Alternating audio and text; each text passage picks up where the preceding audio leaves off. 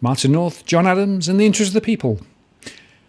Back in 2018, John Adams and I recorded a show on the Digital Finance Analytics channel, discussing specifically the 11 tons of gold and the question of gold leasing.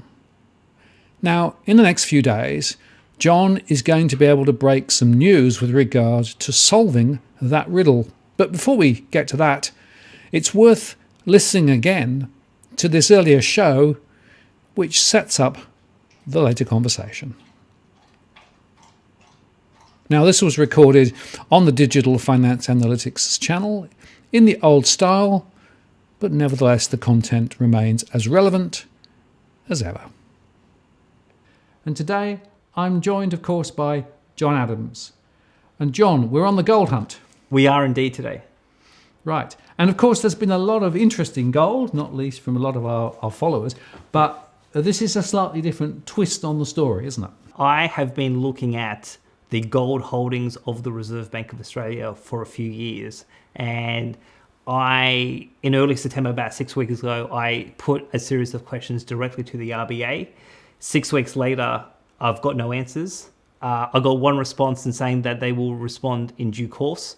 I think so. Previously, when I've done other forms of economic research and I've emailed the Reserve Bank, they tend to be very prompt with me. But on this question, they are not transparent at all. So I think it's worthwhile to have a on-camera discussion about this issue, inform the public, and then hopefully, if more people are as equally concerned as I am, maybe with the people power, we can actually get some answers out of the Reserve Bank about what the hell has happened with this 11 tons of gold that we're going to be talking about today. Okay. And I think the starting point is probably a slightly broader canvas, right? In terms of the whole question of gold leasing. Yes. Which is a really fascinating but also quite concerning phenomenon. Yes.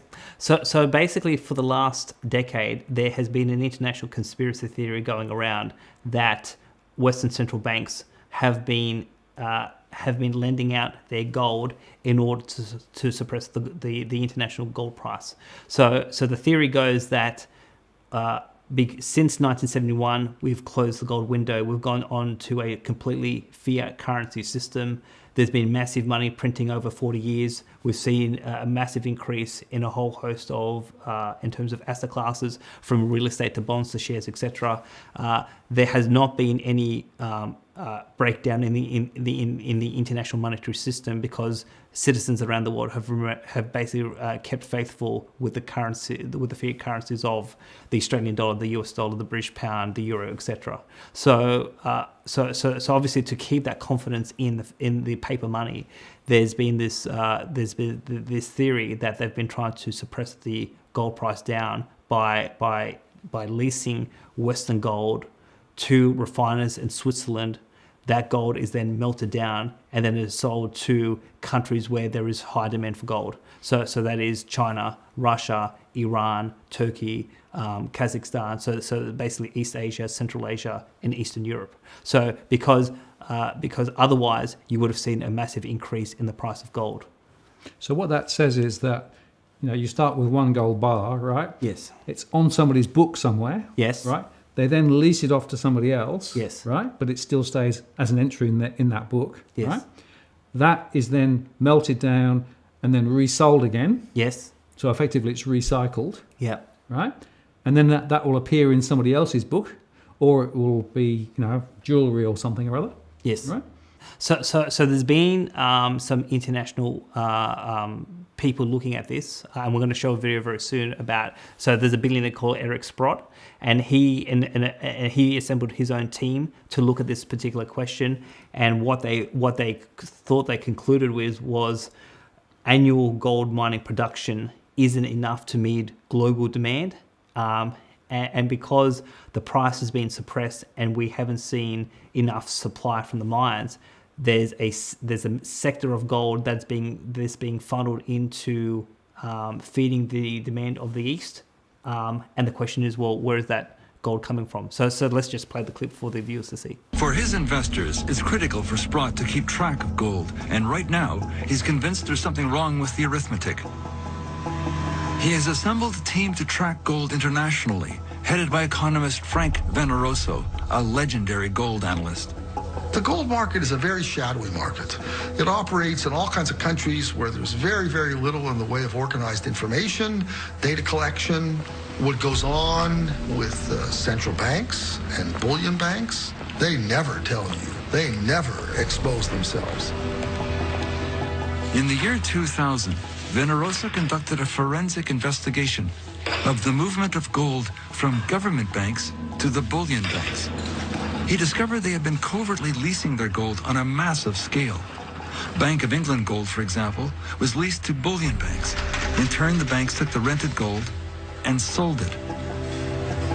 The way that was done is that there would be an armored car that would take it to Stansted Airport, that would then be flown to Switzerland. It would be re-refined in a refinery in Switzerland, which then produced little bars and big bars, which were then turned into jewelry, which was then hanging on the women of the world, right? Where is that gold now? That gold isn't around. It's not in a depository anymore. Yet while the gold is gone, the Bank of England or Fort Knox, for example, can still claim to own the gold because it's on their books as rented, not sold. It's a dangerous game. Gold has always been seen as the canary in the mine, a barometer measuring the world's economy. If we all woke up tomorrow and saw gold was up $100, you'd think one of three things. You'd think there's a problem in the financial community, a war has started, or somehow we're going into hyperinflation. That's the message of gold. So what's happening now? Who is buying gold? And where is that gold coming from? Central banks in Russia and China are big buyers. 1,000 in the central banks. China, at least 500 tons. You got your ETFs are 200. So I got 1,700 right there. I haven't even gone to the U.S. Mint, the Canadian Mint. I know what their sales were in 2000. The demand is huge. Can gold mines keep up? Sprott says no. There's actually only 2,200 tons mined that's even available to buy. Your conclusion then is there has to be an official sector supply, and it has to be very big. Yeah, I'm already up to 2,400 tons now using this data. But I think the elephant's in the room already. That's my view. For Eric Sprott, the elephant in the room is this. Western central banks are running out of gold. Gold that cannot be replaced. Okay. So that's really interesting.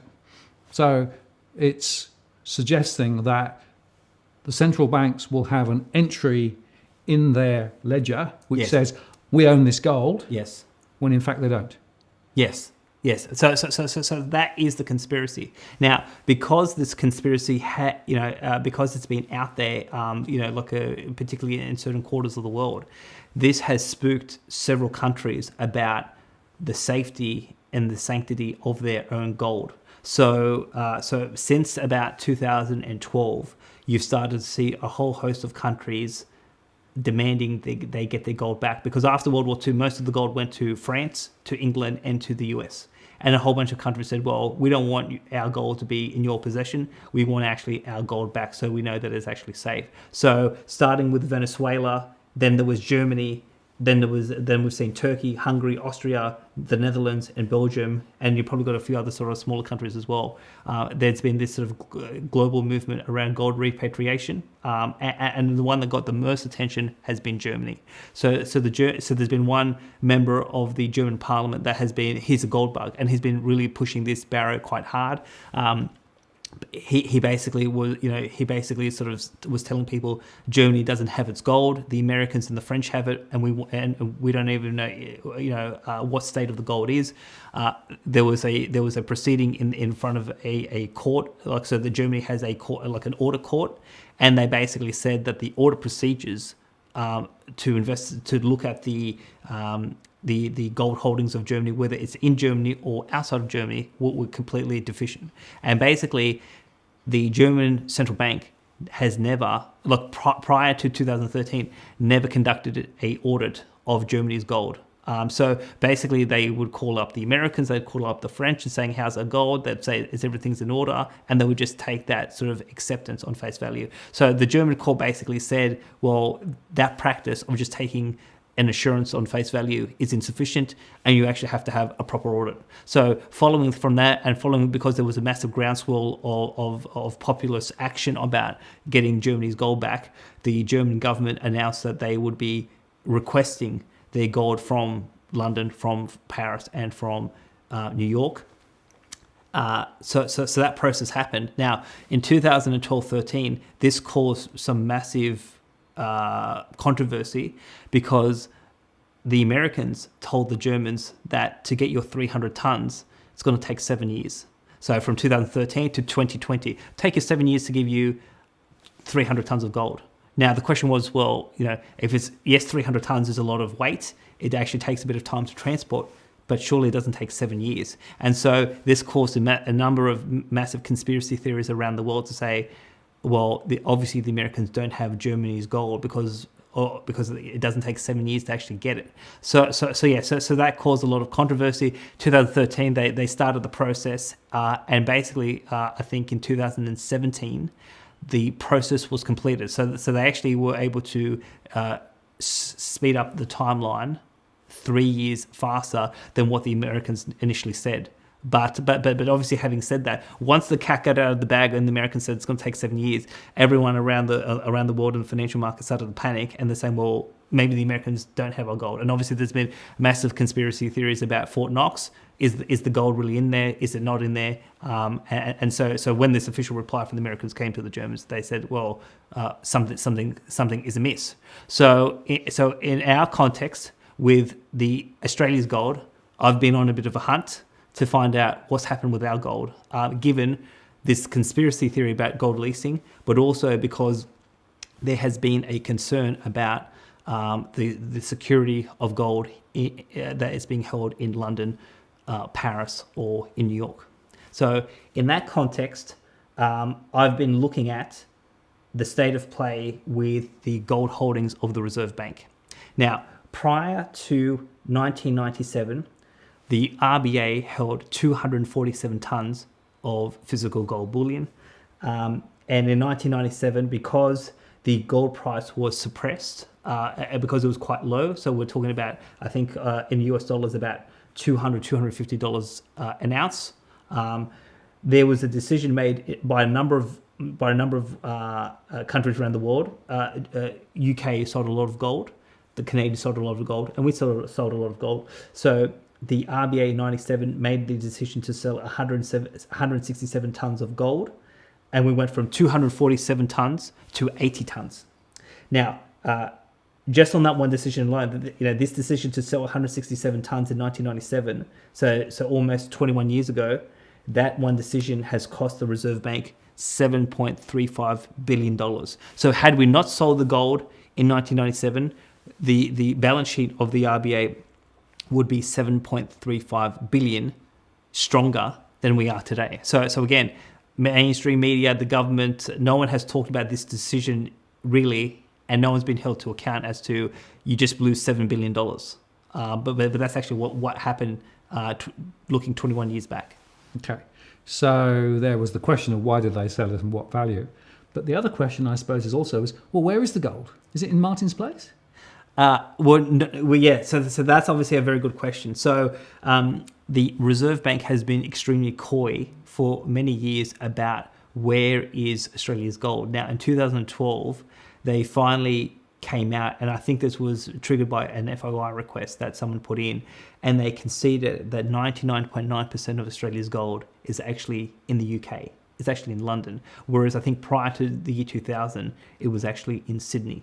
Most of the gold transactions in the world happen in London. So if our gold is in London, it's easier for the Australian government to buy and sell, because if you buy or sell, particularly if you sell, you have to have the gold there so you can actually make delivery.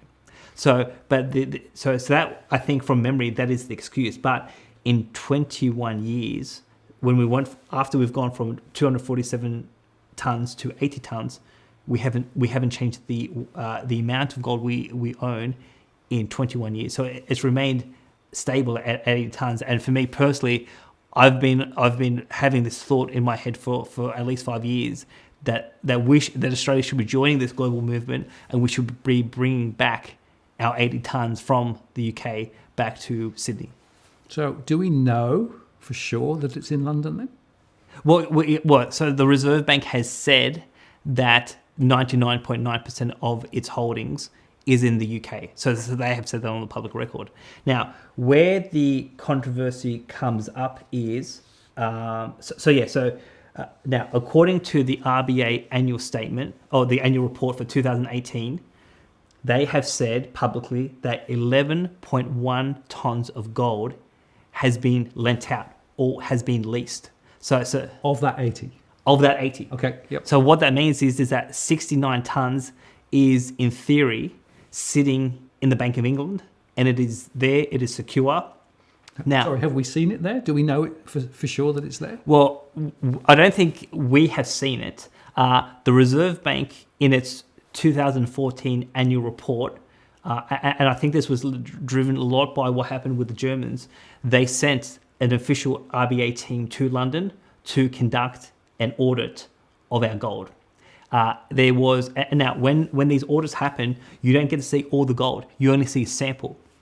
So each gold bar will have a serial number and will have the emblem of the nation. So obviously the Australian crest will be implanted or imprinted on our gold bar, and it'll have a serial number. So when the officials from the RBA went in 2013-14 to London to conduct a gold audit, they got to see a sample. How big was that sample? I mean, was it, 20 kilos? Was it 100 kilos? I mean, how big was the audit? We don't know. And the reason why we don't know was the Reserve Bank has never released the results of the audit, even though certain parties in the last 5 years has gone to the RBA and has actually asked the question, can you reveal the details of the audit? So we haven't seen it. We don't know what they found in the audit. We don't know how much of the 69 tons they've actually seen. What was the state of that? But for the purposes of this conversation, we can, let's just say that the gold is there, although no one can be categorical that the gold is there. Right. So we take the Reserve Bank's word for it that the gold is there. That the gold is there. Okay. So now on this 11 tons then, Yes. that is not there. No. Right. So we know that 11 tons is not there. Yes. So where is it? Well, okay. So according to the 2018 annual report, the RBA has said that this 11.1 tons is worth 604 million, and this was valued as of June of this year. And that, so there's a couple of issues here. The first thing is that it said that, so it's been leased out, and the details of who has it and the terms of the loan are not disclosed, and that's what I've been emailing the Reserve Bank about. But before we get to those questions that I've posed to the RBA, so this is a statement by the RBA, is that so basically to say that 0.71 million or 710,000 income from gold loans was generated in the last financial year. So this is on their statement. This is on the Reserve Bank statement of accounts, right? So there was a particular sentence on page 64 of the annual report that said that there was basically 710,000 of income generated from gold loans. Now, the first point there is that if you've generated 710,000 from a loan of 604 million, the effective interest rate on that loan is 0.12%. Now, there could be a distinction between generating interest from the loan versus income, but they haven't sort of made that distinction in their report. They've just said the income from the loan is 710,000. So the first question I have is that if the Reserve Bank, in the name of the Australian people, are issuing a loan, why the hell are you just charging 0.12%? So you look at the income versus the amount of value of the gold, and they've just charged 0.12% interest on that loan. And the question is, well, that doesn't make any commercial sense. Certainly not a commercial rate, is it? No. It'd be good if I could get my mortgage at that. Absolutely, yeah. So, I mean, anyone would love would take a loan. I think your survey results would show there'd be no mortgage stress if mortgage rates were at 0.12%. Right. And the Treasury 10-year, right, which is meant to be as risk-free as you can get, right, Yes. is above 3%. Yes. So you would have thought that if they're charging the risk-free rate, that they would have been charging some sort of 2.5-3% rate, but they've just charged, according to what we can decipher from the annual report, 0.12% on the loan. Now, I went to the RBA on the 3rd of September, and I asked them some very basic questions in terms of these gold loans. So basically, I wanted to know what is the nature of the institutions or organizations that the RBA has lent to. So I didn't necessarily want specific names. So because if I went to names, they could say specifically that those names are commercial in confidence, and we can't reveal the third party. But I said, what is the nature? Is it other central banks? Is it private sector financial corporations, or is it non-financial corporations? Are these institutions, organizations in Australia, or are they foreign? So that's the first question. Who? What is the nature of the institutions you've given the gold to? No answer. Then I wanted to know was, well, what were the terms of the loan to the third parties? So basically, is there a general interest rate or charge on the loan? So according to their data, I can calculate an effective interest rate of 0.12%. But have I looked at, is that all the revenue, or is there something else that they haven't made clear in their annual reports? So then I wanted to know was, well, what is the length of the loan? What is the collateral that is being held by the RBA, so that they can ensure that if the gold is not given back, they've got actually something to protect the value. Now, so I think from one document that I read was that the RBA has said that they have that they have lent out to certain governments, but then certain private parties, and that the collateral with the governments is basically the promise of the government that they will repay. So I think I saw that somewhere. But again, we don't know what the collateral that the RBA is holding, and we don't know who the counterparty is.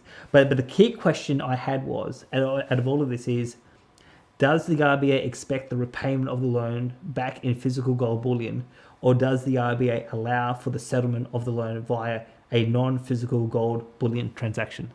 This, to me, is the linchpin question, because if the RBA will accept a non-gold payment, this says to me that Australia's 11 tonnes, which is on the balance sheet, which we know there are theories out there that this gold has been melted. Well, if they will not take the gold, if they do not demand the gold back, I think we could conclude that Australia's 11 tonnes has been melted down and has been sold to a third party, and then that party has then perhaps sold it to Switzerland, to the refiners, have melted it down, and then sold it to Central Asia or to East Asia. Right. So the mystery of the missing gold. Exactly.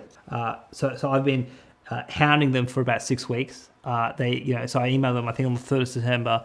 They came back on the 25th of September after I came up with a follow-up email, and they said that in due course we will come back to you.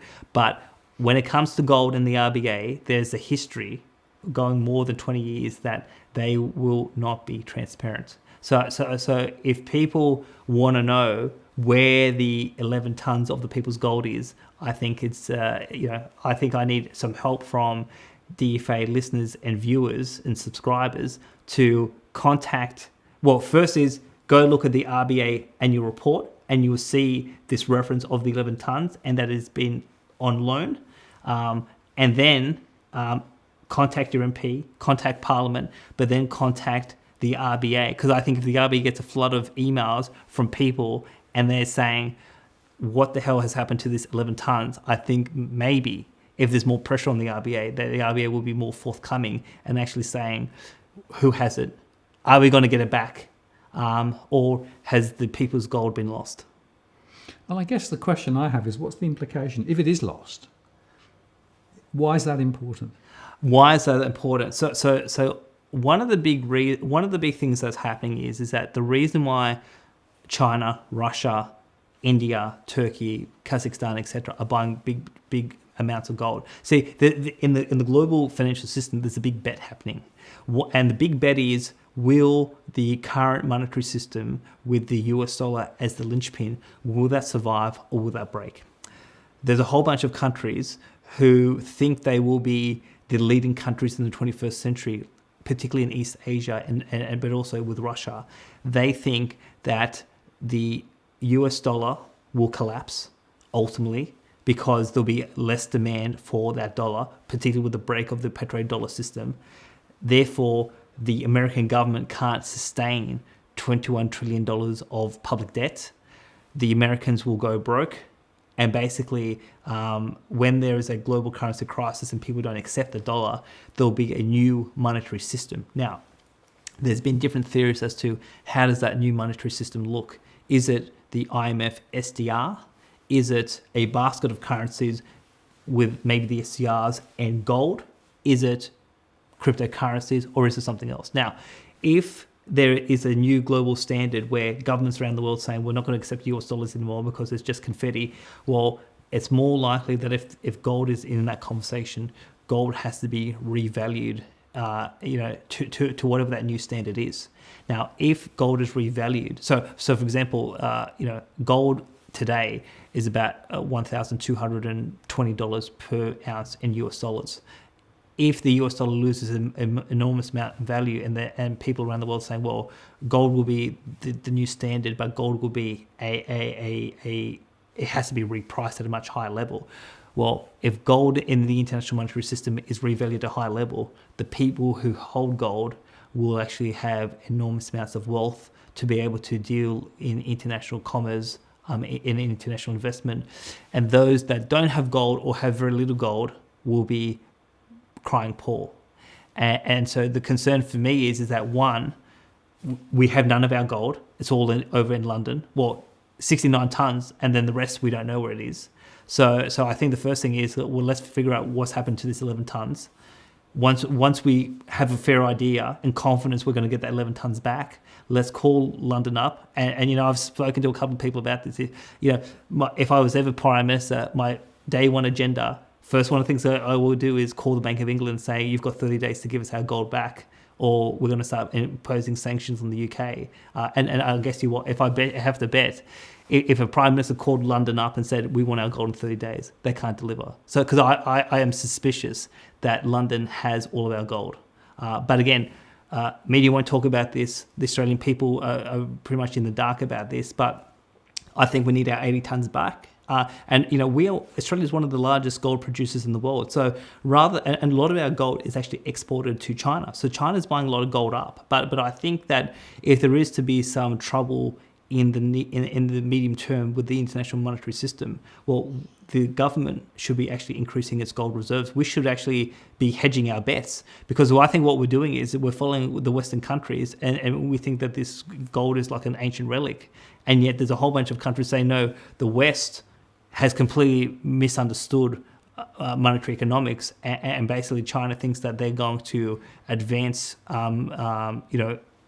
during the course of this century, and the amount of gold that they're amassing is going to be the cornerstone of their financial wealth that then they can translate into sort of military strength.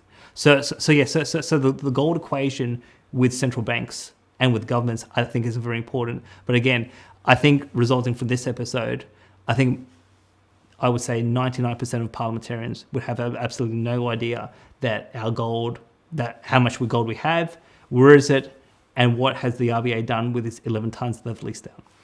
So gold is a hedge on the future. Yes. And our hedge is a little bit uncertain at the moment. Indeed. Okay, John, thank you very much. Thank you very much. So there you go. We have to try and find this 11 tons of gold. As John suggested, maybe it's worth sending an email to the RBA or your MP to ask the question, and maybe we'll get some answers.